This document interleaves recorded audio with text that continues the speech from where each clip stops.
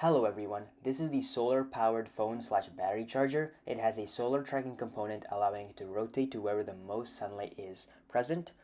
It is also capable of charging a phone and other USB compatible electronics. Here's the parts table. Here's the project schematic.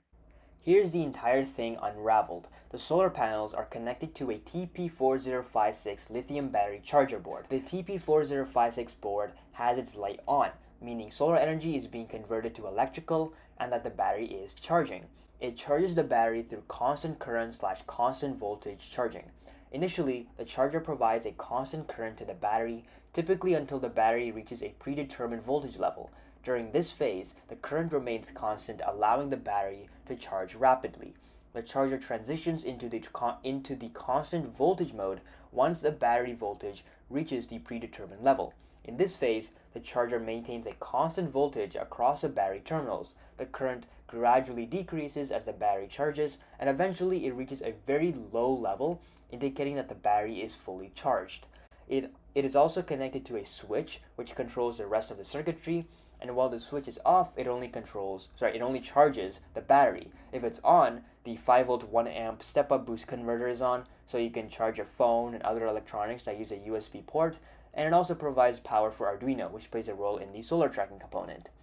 The switch will almost always be on, except for when you only need to charge the battery or for troubleshooting. Now for the solar tracking part. If I were to block the left LDR, the motor will turn in the right direction because that is where the most light is. Similarly, if I block the other side, the motor moves in the opposite direction. The motor here works through the L9-110 motor control board. When A1 is high and A2 is low, the motor rotates in one direction. When A1 is low and A2 is high, the motor rotates in the opposite direction.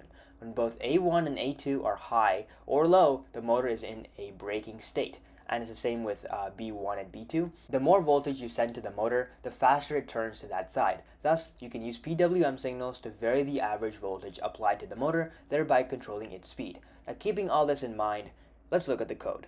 Pins 5 and 6 are used for the motor because they support PWM. In the loop function, the code continuously reads the analog sensor values from pins A0 and A1, which are connected to the left and right LDRs. These LDRs detect the intensity of sunlight falling on them, providing values between 0 and 1023 via the analog read.